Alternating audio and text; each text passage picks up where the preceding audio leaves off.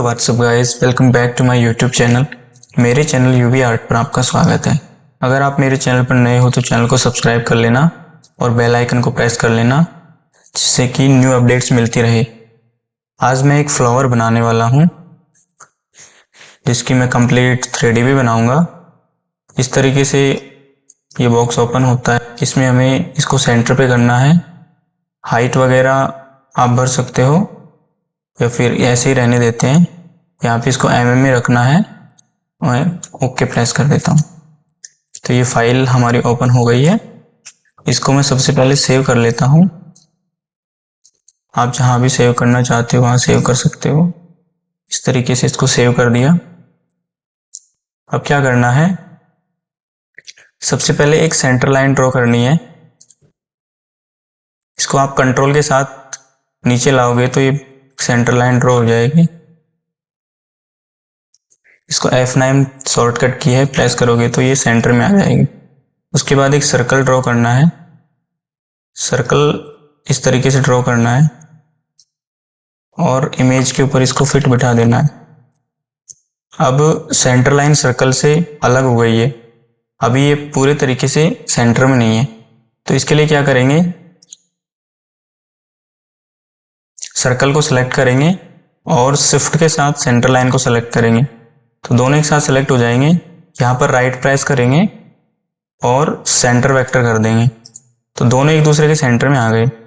अब क्या करना है, जिस तरीके से इनको एडजस्ट कर लेंगे। अब एक फिक्स हमारा सेंटर डिसाइड हो गया। यहाँ पे ऑफसेट वेक्टर को सिलेक्ट करना है और इसका ऑफसेट कर देना है। इसका ऑफसेट 24 mm के समथिंग आया है। इसको मैं थोड़ा सा और सेंटर पे कर लेता हूँ। हाँ, अब एक और मैं इसका ऑफसेट लूंगा बाहर तक, जिससे कि ये डिसाइड होगा कि ये फूल यहाँ तक बनेगा, इससे बाहर नहीं बनाना है। तो इस तरीके से हमने लाइन ड्रॉ कर ली है। इसकी मैं ब्राइटनेस कम कर लेता हूँ। अब यहाँ पे कितनी पंखुड़ियाँ हैं उनकी काउंटिंग करनी है। 1 2 3 4 5 6 7 8 पंखुड़ियाँ हैं। तो मैं इस सेंटर लाइन को सिलेक्ट करूँगा, यहाँ पे शॉर्टकट की T प्रेस करूँगा तो ट्रांसफॉर्म टूल ओपन हो जाएगा। फिर क्या करना है, block and rotate copy tool को सिलेक्ट करना है। यहाँ पर एक ऑप्शन दिखेगा रोटेट कॉपी, इसको सिलेक्ट करने के बाद यहाँ पे सेलेक्ट पे क्लिक करके सेंटर डिसाइड कर देना है, कुछ इस तरीके से। अब सेंटर डिसाइड होने के बाद हमने पत्तियों की काउंटिंग करी थी, पंखुड़ियों की, तो यहाँ पर 8 काउंटिंग हुई थी। 8 काउंटिंग है, इसका मतलब हम यहाँ पे 16 कॉपीज लेंगे सेंटर लाइन की, इस तरीके से। अब यहाँ पे सेंटर लाइन की डबल डबल लाइनें आई हैं, तो क्या करना है, आपको शिफ्ट प्रेस करके रखना है और शिफ्ट के साथ सिंगल सिंगल लाइंस को सिलेक्ट कर लेना है। इस तरीके से सिलेक्ट करना है, और डबल लाइन थी तो सिंगल लाइंस डिलीट हो जाएंगी और सिंगल लाइंस बच गई। अब यहाँ पर एक फ्लावर की पंखुड़ी का सेंटर आ गया है, जैसे कि ये इसका सेंटर आ गया और ये यहाँ तक की लाइंस इसके आउट एरिया की लाइनें आ गई। लेकिन यहाँ पर ये पंखुड़ियाँ एक दूसरे के नीचे जा रही हैं, तो उसके लिए हमें क्या करना पड़ेगा, पहले तो इसी के ऊपर हम लाइन ड्रॉ कर लेते हैं कुछ इस तरीके से। ये इसके अंदर जाने वाली है तो मैं इसकी लाइन को यहाँ तक ले आऊँगा। एन यहाँ पर शॉर्टकट की प्रेस करेंगे, उससे नोड एडिटिंग टूल ओपन हो जाएगा और एस प्रेस करोगे यहाँ पे तो स्मूथ हो जाएगी। इसके ऊपर मैं इसको फिट बिठा लेता हूँ। मैचिंग लेकर आना आपके हाथ में है, क्योंकि जितनी ज़्यादा सफाई से ये लाइन बनेगी उतना ही अच्छा हमारा फ्लावर बनेगा। ये हमने आउटलाइन ड्रॉ करी थी, इसका मतलब है इससे बाहर ये लाइन जानी नहीं चाहिए। इस तरीके से इसको एडजस्ट कर लिया। ये यहाँ पर भी इस वाली पंखुड़ी के नीचे जाने वाली है, तो इसको थोड़ा और आगे की तरफ ले लेंगे इस तरीके से। अब यहाँ पर ये एक खड़ी टक्कर है तो मैं इसका भी एक पॉइंट ले लेता हूँ। इस तरीके से लाइन ड्रॉ कर लेता हूँ। यहाँ पर आगे आके ये थोड़ा पतला हो गया, इसको मैं फिर से स्मूथ कर लेता हूँ। शॉर्टकट की एस है अगर आपको शॉर्टकट कीज़ के ऊपर वीडियो चाहिए तो मैं उस पर भी वीडियो बना दूंगा, कमेंट में बता देना। इस तरीके से इसको हमने बना लिया। ये लाइन थोड़ा और यहाँ पर आएगी इस तरीके से। इस तरीके से इसको एडजस्ट करने के बाद 2 लाइन्स हमने ड्रॉ कर लिए। अब क्या करना है, एक लाइन और हमें ड्रॉ करनी है, जो कि मैं यहाँ से ड्रॉ करना स्टार्ट करूँगा यहाँ तक। कुछ इस तरीके से मैं इसको ड्रॉ कर लूँगा।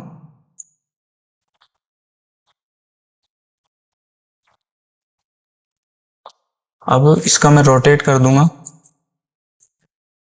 तो यहाँ पर हमने 16 सेंटर लाइंस ली थी, लेकिन पंखुड़ी हमारे पास 8 है, तो यहाँ पे मैं 8 और इसका रोटेट कर दूँ तो ये कुछ इस तरीके से आ गई। लेकिन अभी ये 2D काम हुआ है, अभी इसका 3D बनाना बाकी है। तो इसके लिए सबसे पहले इस चीज़ को आपको ध्यान रखना हमेशा कि 2D काम होने के बाद 3D जब आप बनाते हो तो मॉडल पे जाके यहाँ पे रिजोल्यूशन को ज़रूर से फुल कर लेना।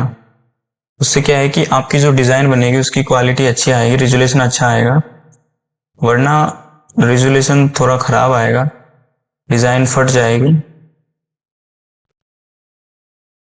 अब लाइंस ड्रॉ करने के बाद सेकंड जो काम हमारा होता है वो होता है क्रॉस सेक्शन, क्योंकि क्रॉस सेक्शन के अकॉर्डिंग ही हम इसको बना पाएंगे। तो सबसे पहले तो मैं एक जेड हाइट ले लेता हूँ। तो जेड हाइट के लिए मैं एक रेक्टेंगल ड्रॉ करूँगा।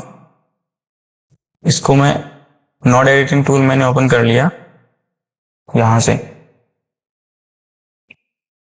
अब यहाँ पे शॉर्टकट की होता है आर, उसको मैं प्रेस कर दूंगा तो ये लाइन ऑटोमेटिक डिलीट हो जाएगी। तो कुछ इस तरीके से ये बन गया। तो यहाँ पर हम काम करने वाले हैं 10 mm।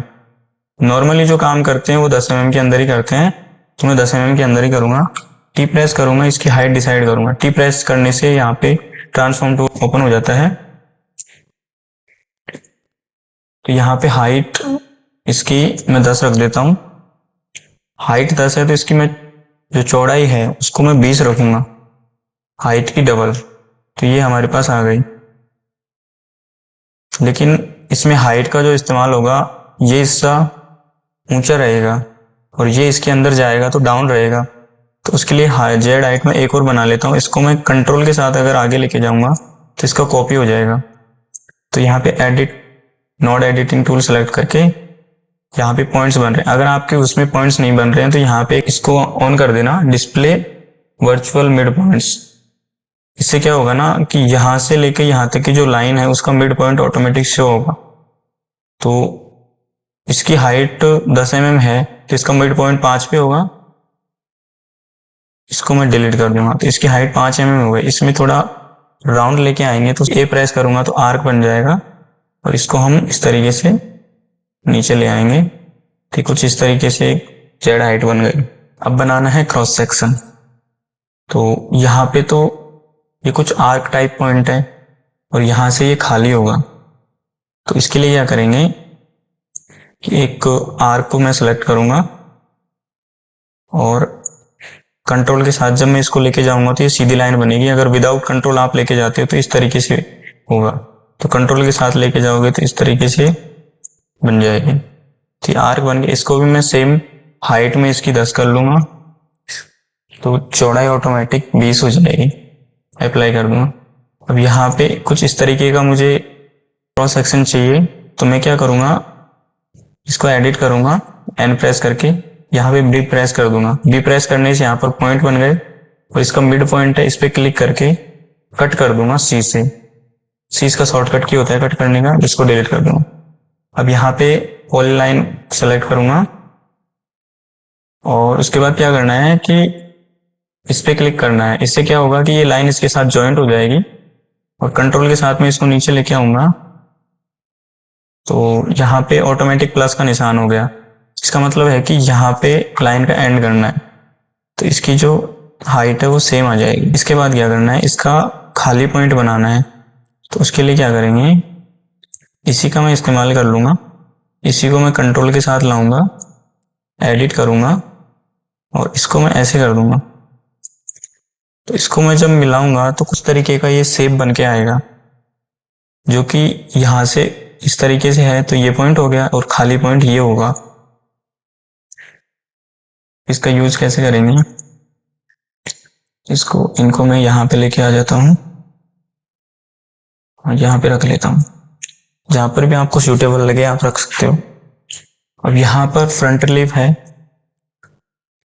इसको हमेशा मर्ज करके चलना है। तो इस वाली पत्ती को बनाएंगे, इन दोनों लाइंस को मैं सेलेक्ट करूंगा और ट्यूरल शिफ्ट टूल को ओपन कर लूंगा। ये ओपन हो गया। यहाँ पे जेड हाइट का इस्तेमाल करेंगे। तो ये वाला हिस्सा मुझे डाउन चाहिए, यहाँ से हाइट रह के यहाँ डाउन। लेकिन एक चीज का ध्यान रखेंगे कि ये चीज इसके अंदर जाएगी तो यहाँ पे भी डाउन जाना चाहिए। तो उसके लिए क्या करेंगे, डबल जेड हाइट का इस्तेमाल करेंगे। वो कैसे करते हैं, इसको मैं कंट्रोल के साथ यहाँ लाऊंगा, एडिट करूंगा। एडिट का शॉर्टकट की एन होता है, इसको मैं आर प्रेस करके डिलीट कर दूंगा। तो यहाँ पे मिरर करने के लिए मिरर टूल को ओपन करेंगे और मुझे लेफ्ट में चाहिए तो मैं लेफ्ट में कर लूंगा। इन दोनों को शिफ्ट के साथ सेलेक्ट करके जे प्रेस करूंगा तो ये ज्वाइन हो जाएंगे। ये हमारे पास डबल साइड की जेड हाइट बन गई। इन दोनों लाइंस को मैं सेलेक्ट करूंगा, ट्यूरल शिफ्ट टूल ओपन करूंगा, जेड हाइट को मैं सेलेक्ट कर देता हूँ। मर्ज हाई रखना है इसको हमेशा, और हाफ आर को मैं सेलेक्ट कर लेता हूँ क्रॉस सेक्शन। तो कुछ इस तरीके से ये हमारी 3D बनी है। इसको मैं अप्लाई कर देता हूँ। अच्छा, अब क्या करना है, इसको मैं यहीं पे रखूंगा बिकॉज इसका इस्तेमाल इसके साथ होगा, तो यहाँ पे रहना चाहिए। इन दोनों लाइंस को मैं सिलेक्ट करूंगा और इसमें भी जेड हाइट सेम रखेंगे, क्योंकि इसमें जो जेड हाइट रखी है वही इसमें रखनी पड़ेगी।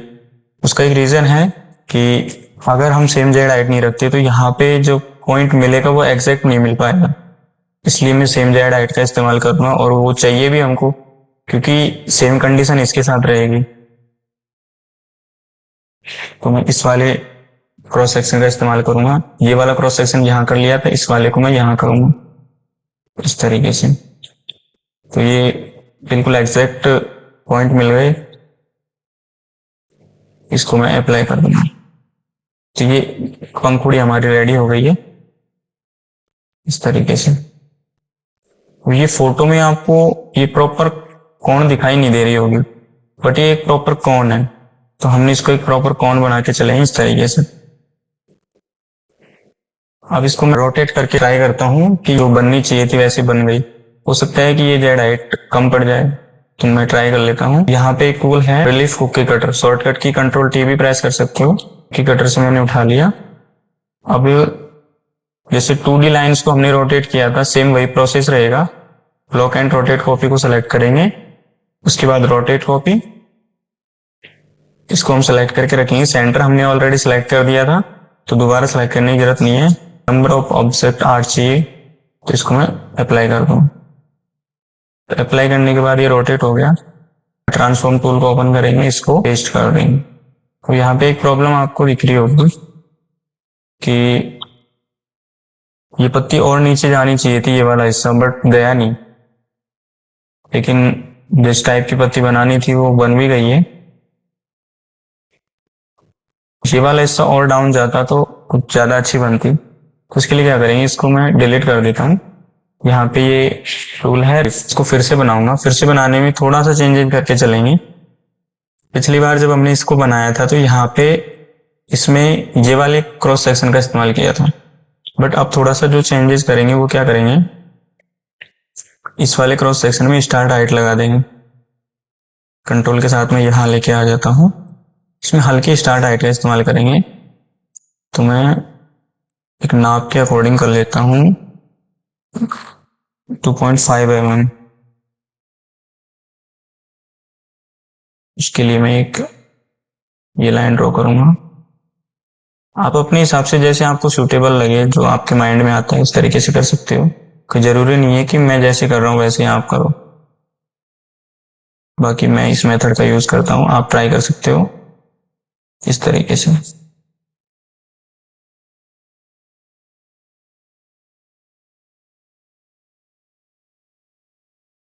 ट्रिम वेक्टर से इसको काट देंगे। ये छोटी सी लाइन हमने ड्रॉ करी थी, इसको डिलीट और इसको ज्वाइन कर लेंगे। फिर से वही सेम काम करना है। इसको मैं सिलेक्ट करूंगा, वही सेम प्रोसेस रहेगा, बस क्रॉस सेक्शन थोड़ा चेंज हो जाएगा। जेड हाइट ये वाली ले लेता हूँ, इसको मैं थोड़ा बना देता हूँ जल्दी जल्दी। समझता हूँ आपको आ ही गया होगा। इसमें ये वाला क्रॉस सेक्शन चलेगा।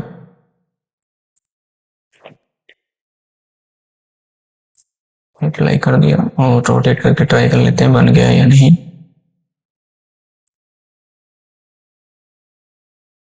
हाँ बन ही गया, वैसे थोड़ा फर्क रह गया, तो इसके लिए अब इसका परमानेंट सॉल्यूशन ही कर देते हैं।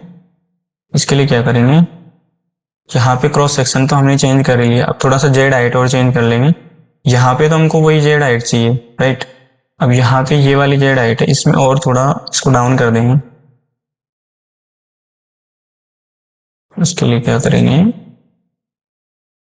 एक और जेड हाइट बनाएंगे, इसी का आधा, हाफ, मतलब 5 mm था तो ये 2.5 mm हो जाएगा इस तरीके से।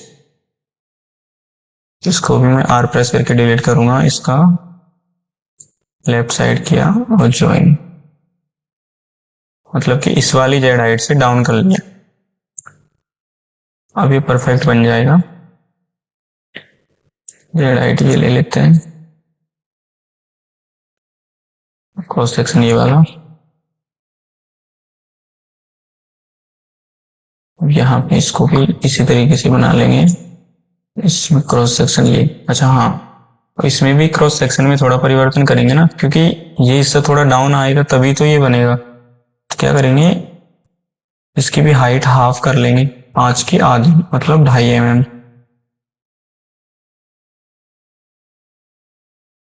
क्रॉस सेक्शन ये वाला एंड जेड हाइट ये हम लेके रहे हैं, ये लेके चल रहे हैं, तो ये बन गया। इसको मैं अप्लाई कैंसिल, अब इसका रोटेट करते हैं।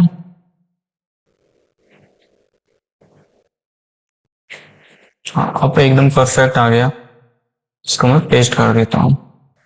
तो एक साथ किसी चीज का पता नहीं चलता, बट 3D बनाने के बाद ही उसका पता चलता है।